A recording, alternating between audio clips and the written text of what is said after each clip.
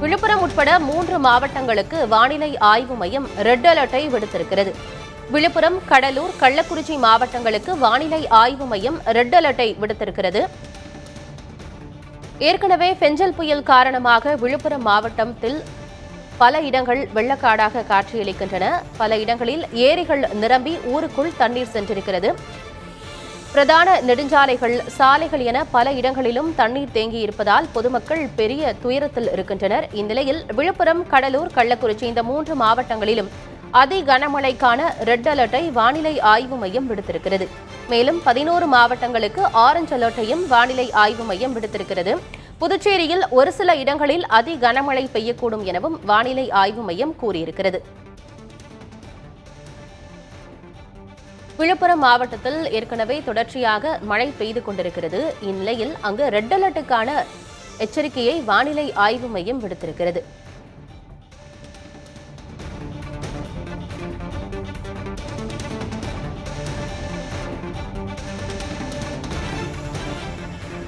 பெஞ்சல் புயலின் தாக்கத்தால் விழுப்புரம் மாவட்டம் பெரிதும் பாதிக்கப்பட்டிருக்கிறது. அங்கு ஏராளமான மின்கம்பங்கள் சாய்ந்திருக்கின்றன. அதனை சீரமைக்கும் பணிகளில் அதிகாரிகள் ஈடுபட்டுக் கொண்டிருக்கின்றனர்.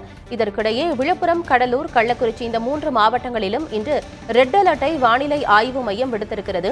மேலும் பெஞ்சல் புயல் இன்னும் கரையை முழுவதுமாக கடக்கவில்லை என்பதால் புதுச்சேரி அருகேயே நிலை கொண்டிருக்கிறது. அதனால் புதுச்சேரி மாநிலம் முழுவதுமே தொடர்ச்சியாக கனமழை பெய்து வருகிறது. புதுச்சேரி முழுவதுமே வெள்ளக்காடாக காட்சியளிக்கும் சூழல் காணப்படுகிறது. இந்நிலையில் புதுச்சேரி மாநிலத்திலும் ஓரிரு இடங்களில் அதி கனமழை பெய்யக்கூடும் என வானிலை ஆய்வு மையம் தகவல் வெளியிட்டிருக்கிறது. விவரங்களோடு செய்தியாளர் வேதவள்ளி இணைந்திருக்கிறார். வேதவள்ளி, பெஞ்சல் புயல் இன்னும் கரையை முழுவதுமாக கடக்கல, புதுச்சேரி அருகேதான் நிலை கொண்டுட்டு இருக்கு. இப்போ மறுபடியும் 3 மாவட்டங்களுக்கு ரெட் அலர்ட் கொடுத்திருக்கிறாங்க. புதுச்சேரி மாநிலத்திலையும் ஒரு சில இடங்கள்ல ரெட் அலர்ட்டுக்கான எச்சரிக்கையை வானிலை ஆய்வு மையம் கொடுத்திருக்கிறாங்க. முழுமையான விவரம் என்ன வேதவள்ளி?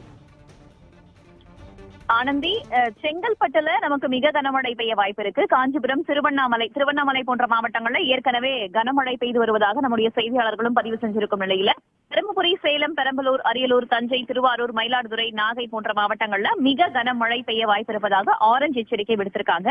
சென்னையில விட்டு விட்டு மிதமான மழை பெய்து வருகிறது. ஓரிரு சமயங்கள்ல கனமழையும் பெய்து வரும் நிலையில சென்னை, திருவள்ளூர், ராணிப்பேட்டை, வேலூர், திருப்பத்தூர், கிருஷ்ணகிரி, ஈரோடு, நாமக்கல், திருச்சி, புதுக்கோட்டை போன்ற மாவட்டங்கள்ல கனமழை பெய்ய வாய்ப்பு இருப்பதா வானிலை ஆய்வையும் சொல்லியிருக்காங்க.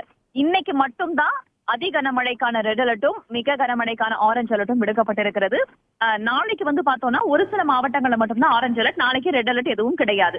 நீலகிரி, கோவை, திருப்பூர், திண்டுக்கல் போன்ற மேற்கு தொடர்ச்சி மலை மாவட்டங்கள்ல நாளைக்கு மிக கனமழை பெய்ய வாய்ப்பு இருக்கிறதாகவும், கிருஷ்ணகிரி, தருமபுரி, சேலம், நாமக்கல், திருச்சி, கரூர், தேனி போன்ற உள் மாவட்டங்கள்ல நமக்கு ஓரிரு இடங்கள்ல கனமழை பெய்ய வாய்ப்பு இருப்பதாகவும் சொல்லப்பட்டிருக்கிறது.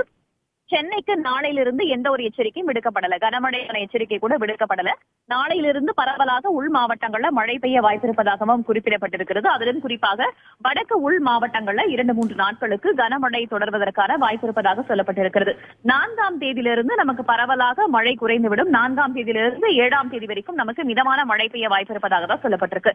இது ஒரு புறம் இருக்க, தரைக்காற்றுக்கான எச்சரிக்கை விடுத்திருக்காங்க. ரெட் அலர்ட் எச்சரிக்கை விடுத்திருக்காங்க மழைக்காக சொன்னோம் இல்லையா, அதே மாதிரி தரைக்காற்று அதிகபட்சமாக 80 கிலோமீட்டர் வேகம் வரைக்கும் இன்னைக்கு சாயந்தரம் வரைக்கும் வீசுவதற்கான வாய்ப்பு இருப்பதாக சொல்லப்பட்டிருக்கிறது. எந்தெந்த பகுதிகள்னு பார்த்தோம்னா விழுப்புரம், திருவண்ணாமலை, கடலூர், கள்ளக்குறிச்சி, அரியலூர், பெரம்பலூர், மயிலாடுதுறை, நாமக்கல், சேலம், திருச்சி போன்ற மாவட்டங்கள்ல தரைக்காற்றுடைய வேகம் அதிகரிச்சு காணப்படும் சொல்லப்பட்டிருக்கிறது. அதற்கு அடுத்த நேரங்கள்ல நமக்கு படிப்படியாக குறையக்கூடும் அப்படின்னு சொல்லப்பட்டிருக்கிறது. ஒட்டுமொத்தமாக பார்க்கும்போது 4ஆம் தேதி வரைக்கும் நம்ம தமிழகத்துல மழை தொடர்வதற்கான வாய்ப்பு இருக்கிறது. அதற்கு பிறகு மழையுடைய தாக்கம் படிப்படியாக குறையும்னு புரிஞ்சுக்கலாம். ஆனந்தி, தகவல்களுக்கு நன்றி வேதவள்ளி.